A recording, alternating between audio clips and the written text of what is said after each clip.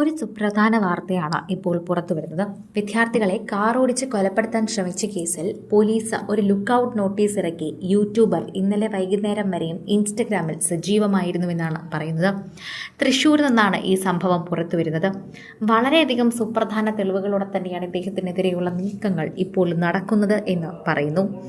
പ്രതി 21 മണിക്കൂറിന് മുൻപ് സമൂഹ മാധ്യമങ്ങളിൽ പോസ്റ്റ് ചെയ്ത വീഡിയോ വൈറലായി മാറുകയാണ്.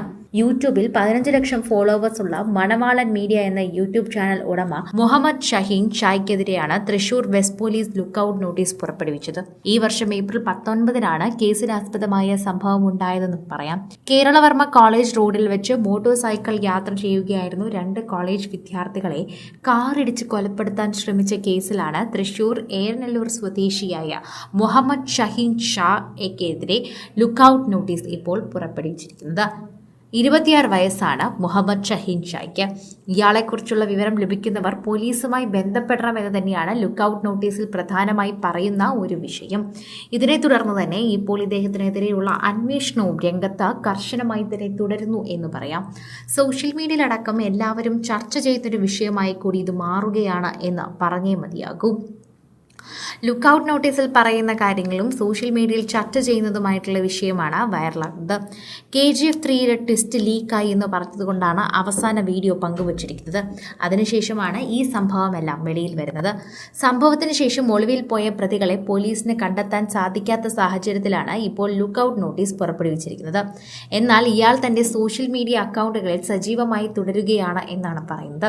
ഇയാൾ പുതുതായി പോസ്റ്റ് ചെയ്ത വീഡിയോ വൈറലായോ എന്ന ഫോളോവേഴ്സ് ചോദിക്കുന്നുണ്ട്.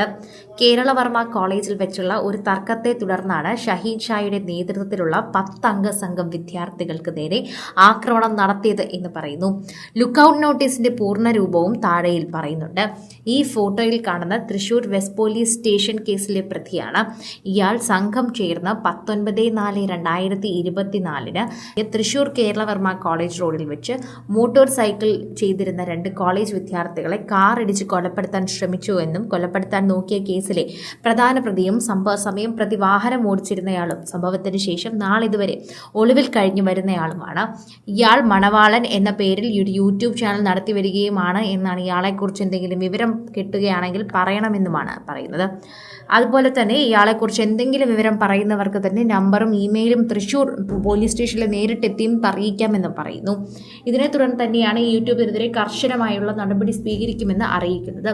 അങ്ങനെ വെറുതെ വിടാൻ സാധിക്കില്ല എന്നും ചെറിയ ഒരു തർക്കത്തിൽ നിൽക്കേണ്ട കാര്യങ്ങൾ ഇത്തരം രീതി വരെ എത്തിക്കുന്നത് വളരെയധികം നിയമലംഘനമാണ് എന്നും ഇത് നിയമത്തിന്റെ അടിയിൽ തന്നെ വരുന്നതാണ് എന്നും കുട്ടികളുടെ ഒരു വാശിയോ അടിയോ ആയത് മാറ്റാൻ കഴിയില്ല എന്നും തീർത്തും പറയുകയാണ് ഇപ്പോൾ പോലീസുകാർ തന്നെ ഇപ്പോൾ ഇവർക്ക് വേണ്ടി നിൽക്കുകയാണ് എന്നും അത് കാണുമ്പോൾ തന്നെ മനസ്സിലാകുന്നുവെന്നും അങ്ങനെ വേണം ചെയ്യാനെന്നും പറയുന്നുണ്ട്. കൂടുതൽ സിനിമ, സീരിയൽ, ചാനൽ വാർത്തകൾക്കും നിങ്ങളുടെ പ്രിയപ്പെട്ട താരങ്ങളുടെ എക്സ്ക്ലൂസീവ് അഭിമുഖങ്ങൾക്കുമായി സബ്സ്ക്രൈബ് ചെയ്യാൻ മറക്കല്ലേ.